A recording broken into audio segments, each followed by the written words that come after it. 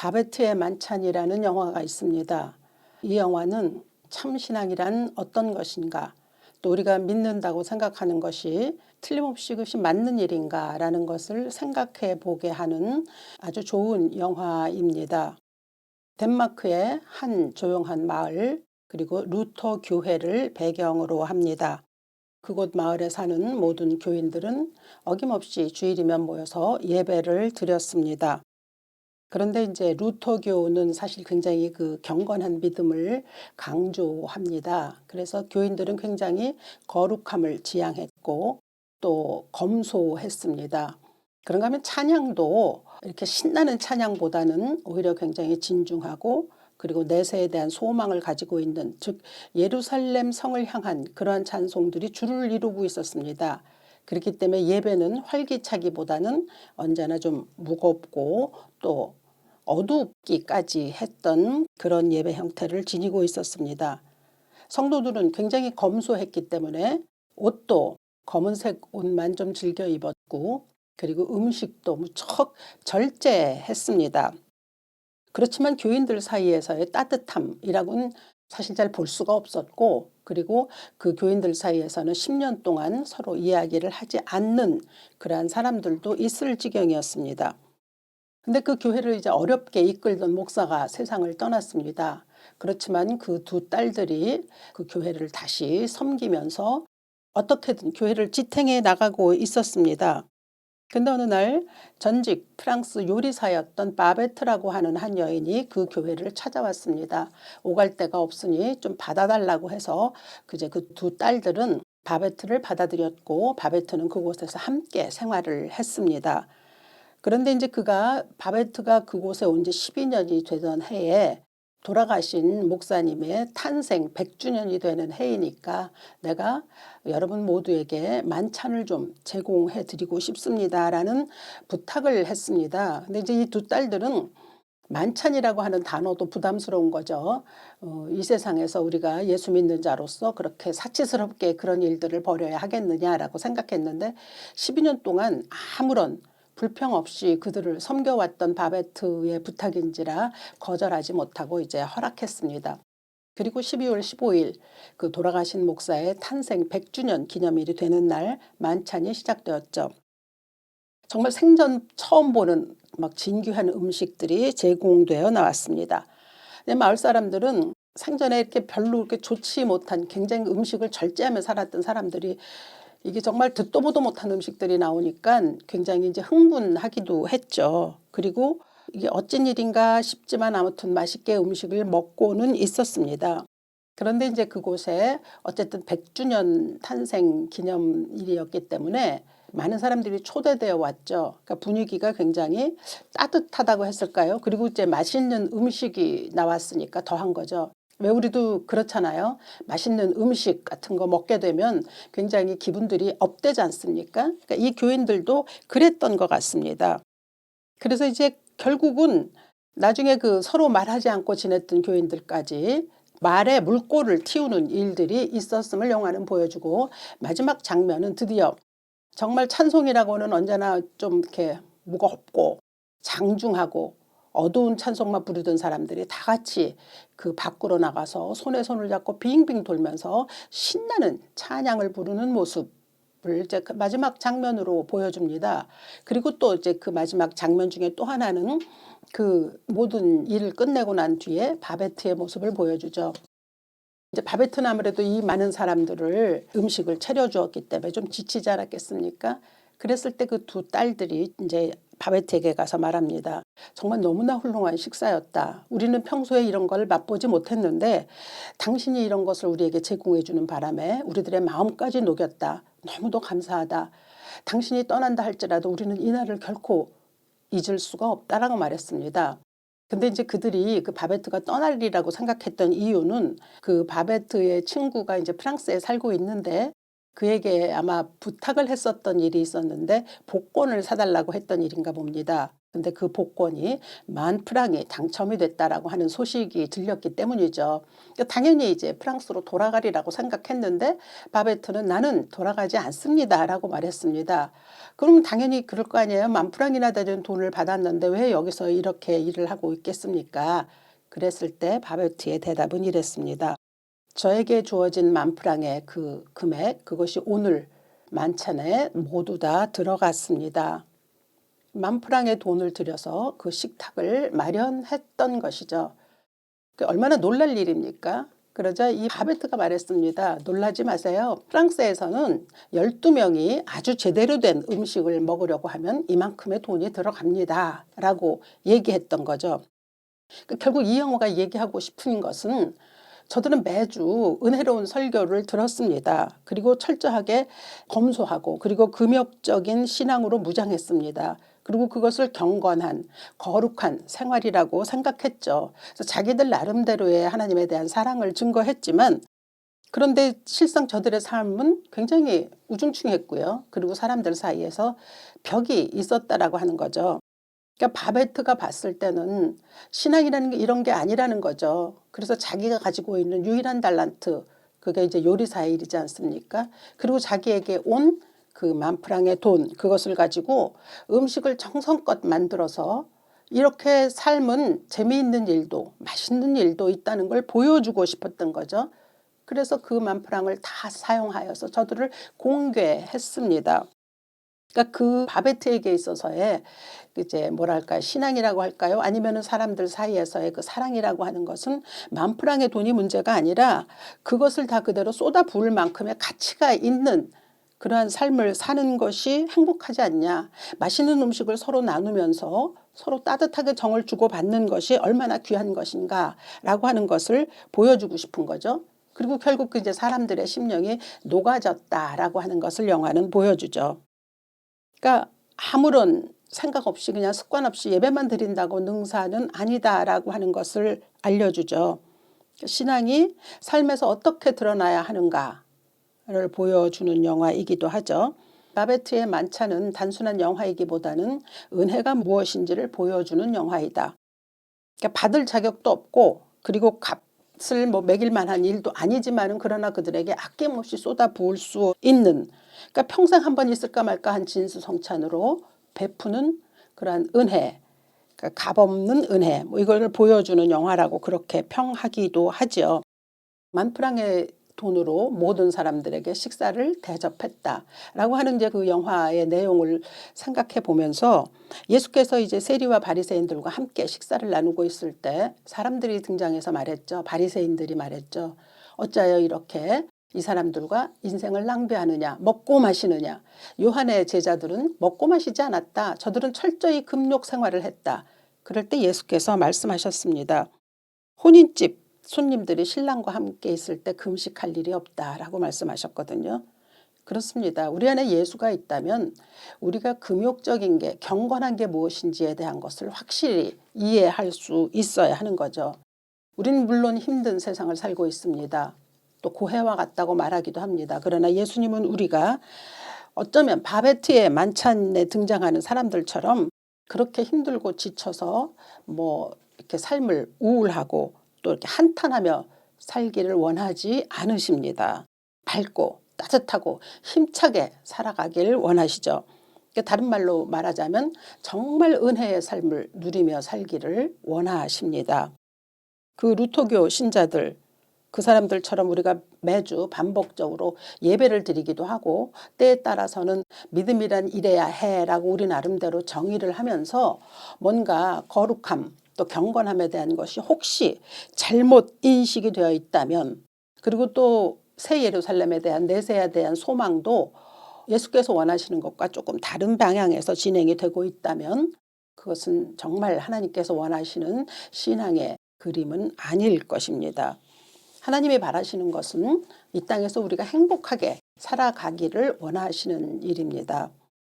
그렇다면 이 땅의 그리스도인들은 과연 정말 그렇게 하나님이 원하시는 대로 은혜를 충만히 누리며 살아가고 있는 것일까라는 질문이 생기죠. 벌써 12월 8일 주일이기 때문에 이제 연말이지 않습니까? 이제 외국에서는 이때가 되면 가장 큰 명절이기도 하고 긴 휴가에 들어가기도 하죠. 특히 이제 성탄절에 들어있는 이 기간에는 떨어져 있는 가족들도 모이고 또 특별한 만남과 더불어서 굉장히 쉼을 아름답게 만들려고 하는 그러한 모습들이 보입니다. 그러니까 저들이 성탄을 축하하는 의미는 우리와는 좀 다른 것이 분명하죠. 그런데 성탄뿐만이 아니라 우리의 일상 삶에서 우리는 과연 쉼이라고 하는 이것을 어떻게 누리고 살아가고 있는지라는 것을 오늘 본문을 통해서 좀 살펴보고자 합니다.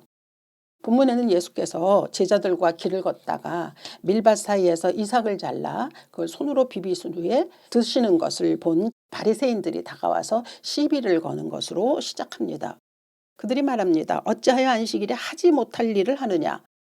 물론 이제 해야 될 일과 하지 말아야 될 일들을 구분한다는 것은 굉장히 우리 삶에서 중요하긴 하지만 그러나 더 중요한 것은 만약에 그 일을 해야 한다면 왜 해야 하는지 또 그 일을 하지 않아야 한다면 왜 하지 않아야 하는지를 아는 것이 훨씬 더 중요한 일입니다.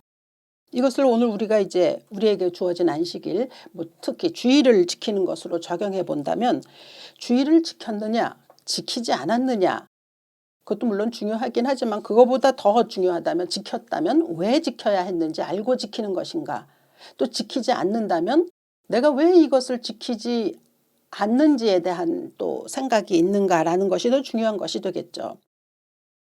바리새인들은 겉으로는 그 율법 조항을 결코 어긴 적이 없습니다. 말하자면 저들은 안식일을 철저하게 지켰죠. 그렇지만 그 율법이 말하고자 하는 본질에는 다다르지 못했던 것이 문제가 되는 사람들이었습니다. 본문에서 예수님은 안식일에 관한 말씀을 주시죠. 출애굽기 20장 8절부터 9절까지 나타나 있습니다. 안식일을 기억하여 거룩하게 지키라.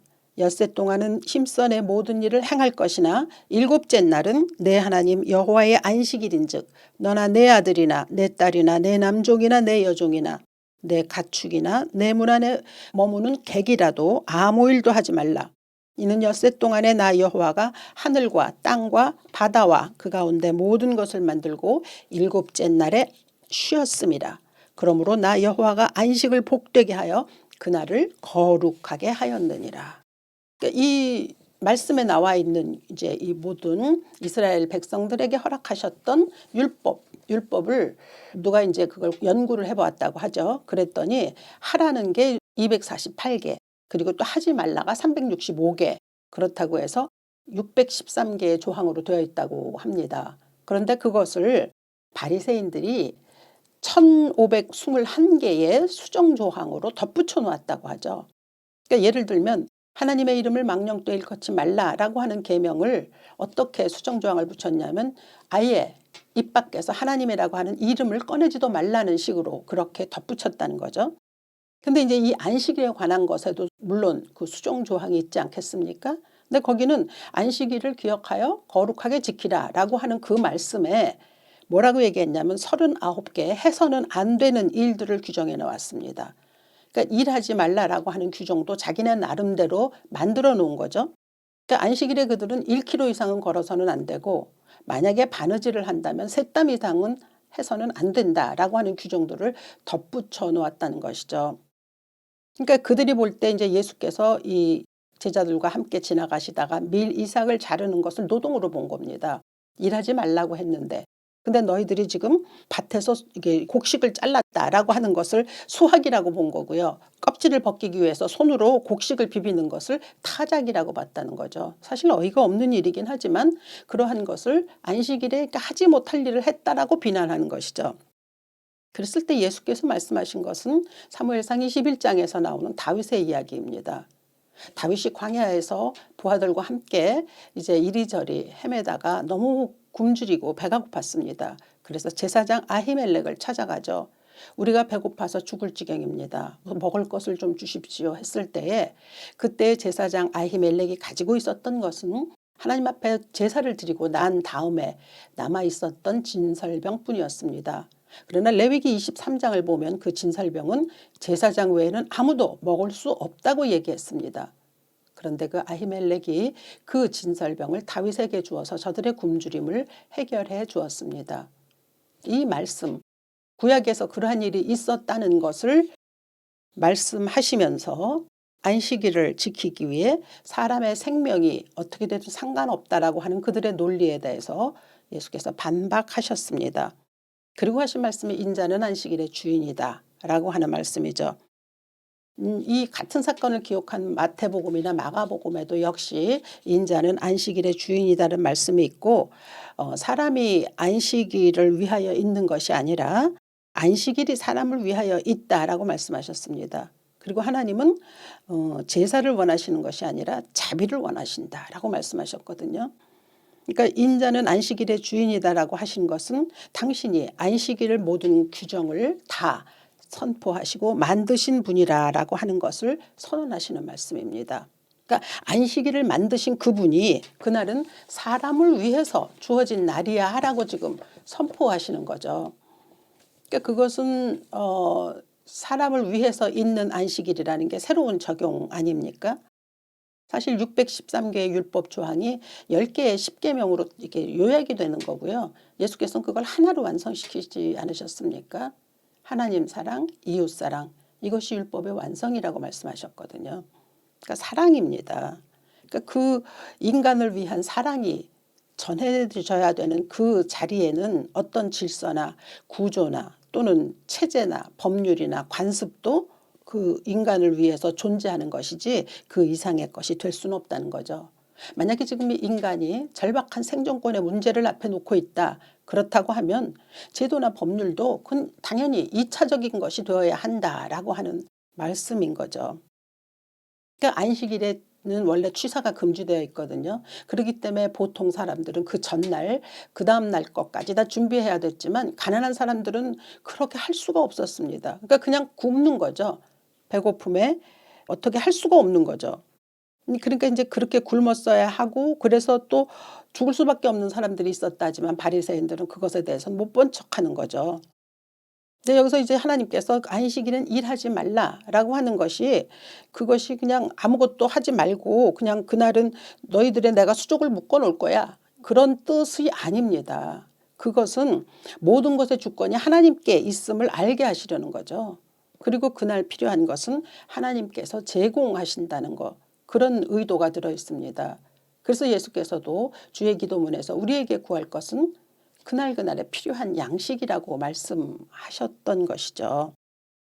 더군다나 굶주리는 자, 병든 자, 자기 스스로 일을 할 수 없어서 아무것도 마련할 수 없는 자들을 안식일이라는 이유로 그대로 죽게 해서는 안 된다라고 하는 뜻이 들어 있습니다. 안식일은 사람을 위하여 있다라고 하신 이 말씀 속에서 우리가 이제 그 말씀을 보면은 안식일에는 하나님이 허락하신 쉼을 누려야 한다라고 그렇게 되어 있죠.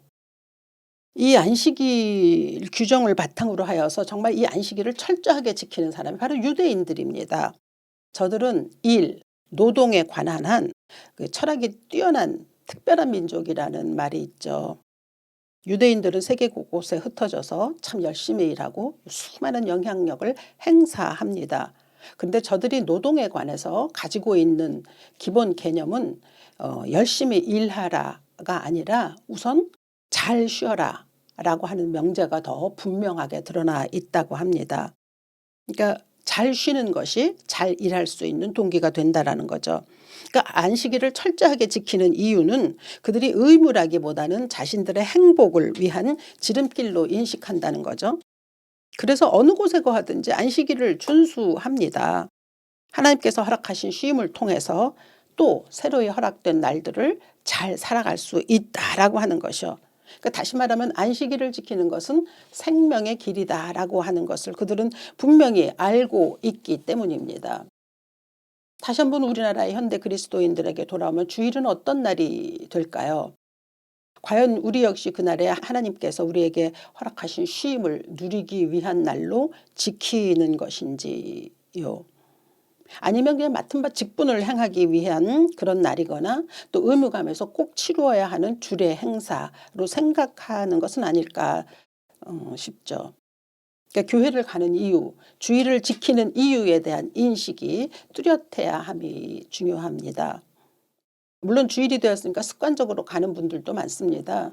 그게 가지 않는 것보다는 낫긴 하겠으나 그러나 그 주일을 통해서 내가 어떤 힘을 얻고 또 어떤 쉼을 허락받는지를 깨닫는 것이 가장 중요합니다. 하나님께서 안식일의 규정을 허락하신 것이 우리에게 진정한 쉼이 있기 위해서이거든요. 창세기 2장 3절에 보면 하나님이 일곱째 날을 복되게 하사 거룩하게 하셨으니 이는 하나님이 그 창조하시며 만드시던 모든 일을 마치시고 그날에 안식하셨습니다. 그러니까 하나님이 여섯째 날까지 열심히 일하셨고 그날에 안식일에 쉬셨다고 하셨거든요. 그러니까 하나님은 우리가 그날 정말 쉼을 갖기를 원하시는 거죠. 그리고 그리스도인들에게 있어서는 예배가 바로 쉼이라고 하는 그 점입니다. 창세기 2장 5절은 여호와 하나님이 땅에 비를 내리지 아니하셨고 경작할 사람도 없었으므로, 여기에서 나온 경작이라고 하는 말은 노동이라는 말을 뜻합니다. 그러니까 일할 사람이 없었다는 거죠. 그래서 이제 결국은 일할 사람을 또 만드시지 않았습니까? 그때만 해도 그 노동은 저주가 아니고 축복입니다. 하나님께서 모든 것을 다스리고 경영하게 만드시는 그러한 일들이었습니다. 그런데 정말 흥미로운 것은 이 경작이라고 하는 이 단어가 출애굽기 3장 12절에 나옵니다. 그런데 그때는 모세가 하나님을 섬기니 라고 했을 때 이 섬김, 이제 이게 영어로는 서비스라고 하거든요. 즉 예배죠. 그러니까 일과 노동과 예배가 한 단어, 어원이 같은 단어라고 하는 거죠. 이런 까닭에 우리는 이 성경을 통해서 예배가 쉼이라고 하는, 또 예배가 노동이라고 하는 같은 의미에서 시작되었다고 하면 그 노동이 저주가 아니고 고된 일이 아니고 축복이 될 수 있는 그러한 놀라운 변화를 이룰 수 있는 말씀이 되기도 하는 거죠. 그러니까 그런 면에서 내 삶이 무엇을 하든지 그것이 믿음으로 하게 되면, 즉 예배드리는 심령으로 하게 되면 그것은 그냥 하나님 앞에 드려지는 예배가 되는 거죠. 꼭 주일에, 물론 당연히 주일에 예배를 드리는 것이 중요합니다. 왜냐하면 모든 쉼의 원천이 여기로부터 시작되기 때문입니다. 주일에 하나님을 섬기는 그 예배로부터 우리의 삶은 시작이 됩니다. 그래서 주일이 복되고 거룩한 날이 되며 경건한 날이 됩니다. 그리고 그 복되고 거룩하고 경건하다는 것은 우리가 이러이러한 것은 경건한 것이야, 또 이러이러한 것은 거룩한 것이야 라고 의미를 이렇게 만들어 놓는 것이 아니라 하나님이 하나님으로부터 주시는 정말 쉼을 너희들이 가질 수 있다면 그것은 충분히 경건한 것이고 충분히 거룩한 것이고 또 충분히 하나님의 은혜를 누릴 수 있는 날이다라고 그렇게 선언하신 거죠. 그러니까 내가 너희에게 주고자 하는 그 안식을 너희들이 선물로 받고 있느냐라고 하는 질문을 하시는 겁니다. 안식 우리가 말 많이 하잖아요. 근데 이것은 이제 샤밧이라고 하죠. 그래서 샤밧이라고 하는 건 중지하다, 멈추다라고 하는 뜻이 있습니다. 그러니까 다시 말해서 한 주간 열심히 일한 것들이 주일날은 멈춰져야 합니다. 쉬어져야 되는 거죠. 그러니까 주일도 없이 일하는 사람들이 있지 않습니까? 그러니까 그렇게 주일도 없이 일하는 사람들이 많은 것을 얻을 수 있는지는 혹시 모르겠으나 그때는 그것이 노동이 그를 붙잡고 있는 것이 되죠. 그러나 주일을 제대로 지킴으로 그 안식을, 우리가 그동안 했던 일들을 멈추고 또 중지하고 하나님으로부터 쉼을 얻을 수 있는 사람에게는 그 노동이 축복이 될 수 있는 거죠. 그러니까 노동과 예배가 어원이 같다는 것을 우리가 기억해야 할 것입니다. 예배를 통해 쉼의 은혜를 받은 사람만이 우리의 삶에서의 노동이 예배로 변화되는 그 놀라운 기적을 맛볼 수 있다라고 하는 거죠. 현대인들이 월요일을 제일 힘들어 하잖아요. 그것은 주말에 제대로 쉬지 못하기 때문입니다. 이제 금요일부터 시작되는 금, 토 날들을 힘들게 보내잖아요. 그러고 나면 당연히 주일날도 힘들어져서 교회 오는 것도 힘들어지고요. 그리고 물론 또 그 주일까지 힘들게 보낸 사람들은 당연히 월요일날 업무에 들어가는 것이 힘들죠. 참 쉼이 없기 때문입니다. 가을에 한 농촌 마을에서 두 농부가 논에서 열심히 벼를 베고 있었습니다. 한 사람은 허리를 펴는 법이 없이 계속 벼를 베었습니다. 그러나 다른 한 사람은 중간중간 논두렁에 앉아서 쉬면서 노래까지 흥얼거렸습니다. 저녁이 되어 두 사람이 수확한 벼의 양을 비교해 보니 틈틈이 논두렁에 앉아 쉬었던 농부의 수확량이 훨씬 많았습니다. 정말 쉬지 않고 이를 악물고 열심히 일한 농부가 따지듯이 물었습니다. 이게 어떻게 된 거야? 난 한 번도 쉬지 않고 일했는데 이게 무슨 일이야? 그러자 그 틈틈이 쉬었던 농부가 빙긋이 웃으면서 말했습니다. 난 쉬면서 낯을 갈았거든. 전도서 10장 10절은 전합니다. 철 연장이 무디어졌는데도 나를 갈지 아니하면 힘이 더 드느니라. 오직 지혜는 성공하기에 유익하니라. 삶의 모든 지혜와 성공은 하나님께 달려 있습니다. 그러니까 하나님께서 하라고 하신 일의 그 맥락을 제대로 살펴서 그대로 행하면 복이 됩니다. 그리고 거룩한 삶도 살 수 있고 경건한 삶도 살 수 있습니다. 내가 내린 의미의 경건과 거룩이 아니라 하나님께서 원하시는 경건과 거룩이 되는 거죠. 따라서 우리에게 주일이 있으면 감사할 일입니다. 아, 어느새 또 주일이 왔어 라고 생각하는 것이 아니라 야, 주일이 왔구나. 이제 나는 하나님께로 나가서 예배를 통해 하나님께서 허락하신 쉼, 안식에 들어갈 수 있구나. 그리하여 그 또 다른 세상에서의 삶을 얼마든지 살아갈 수 있다라고 하는 힘을 얻는 그날이 바로 주일인 거죠. 사람들은 사실 나름대로 이제 쉼을 얻기 위해서 운동도 하고 뭐 게임을 즐기기도 하고 여러 가지 뭐 오락을 갖기도 하고 뭐 그렇게 하지 않습니까? 그게 다 삶의 쉼표를 찾으려고 하는 일들입니다. 그리스도인들도 역시 그러한 일들을 행합니다. 그리고 예수 안에서의 그러한 일들은 다양하게 얼마든지 펼쳐질 수 있어야 합니다. 예수 믿는다라고 해서 결정적으로 이러한 일은 하지 않아야 되고 이러한 일은 또 해야 하고라는 것은 있지 않습니다. 무엇이든지 가한 것이 그리스도인의 삶입니다. 그러나 이제 그 안에는 따져야 할 일들이 좀 있기는 하겠으나 우리에게는 무한대의 자유가 있습니다. 하나님은 우리가 그렇게 자유를 누리며 그렇게 살아가기를 원하십니다. 주일의 쉼, 안식이 주어진 우리들이 무언가에 묶여서 스스로의 어떤 경건 생활을 자처하면서 오히려 무뎌진 삶을 살지 않기를 원하십니다. 내가 혹시 무딘 낫을 들고 힘들어가며 일을 하고 있다라고 하는지 그러면서 나는 또 한편으로는 나는 정말 열심히 살고 있어. 열심히 믿음 생활하고 있어. 라고 생각하는 것은 아닌지 한번 생각해 봐야 합니다. 주일은 우리로 하여금 쉬면서 낯을 갈게 하는 그러한 지혜를 허락받는 날입니다. 낯이 날카로워야 일이 잘 진행될 수 있지 않습니까? 하나님께서 주시는 지혜가 우리에게 있어야 할 줄로 믿습니다. 하나님께서 주시는 쉼이 우리의 삶에 있어야 할 줄로 믿습니다. 그래야 다른 날들을 보람있게 살아갈 수 있습니다. 그 바베트의 만찬이 이야기하고 있는 것은 바로 그것입니다. 내가 알고 있는 신앙의 테두리 안에서 이러한 일들은 해야 되고 이러한 일들은 해서는 안 되고라고 하는 규정 속에 묶여서 하나님께서 우리에게 주신 무한한 자유를 누리지도 못하고 또 그런 소소한 삶의 의미도 찾지 못한 채로 살아가고 있다면 그것은 불행입니다. 하나님은 우리가 맛있는 음식 먹는 것을 좋아하십니다. 사람들과 모여서 즐겁게 지내는 것 그것도 좋아하십니다. 왜 우리가 이러한 것들은 안 된다고 규정하고 살아가고 있습니까? 다만 하나님 앞에서 나에게 허락하신 그 자유를 만끽할 수 있는 것은 하나님과의 예배를 통해서 하나님이 정말 나에게 주신 쉼을 인식하는 데서부터 시작합니다. 지금 우리 삶 쉼이 그 어느 때보다도 필요한 그러한 시간이라고 믿습니다. 여러 가지 이 나라에 많은 일들이 있습니다. 이번 주간에 특별히 많은 일들이 있었습니다. 이러한 가운데서 정말 하나님께서 우리에게 주시는 특별한 쉼이 우리 모두에게 있기를 바랍니다. 오직 하나님으로부터만 말미암는 안식이 우리 심령 속에 그리고 이 민족 위에 있기를 이 아침 주 예수의 이름으로 축원합니다. 살아계신 아버지, 참으로 혼란한 시대를 살아가고 있습니다. 그 어느 때보다 하나님께서 우리에게 허락하시는 안식과 그리고 쉼이 필요한 그러한 시기이기도 합니다. 하나님께서 허락하셨던 이미 우리에게 주셨던 그 안식과 또 쉼이 우리의 삶 가운데서 그대로 이루어질 수 있기를 간절히 소망하는 아침이기도 합니다.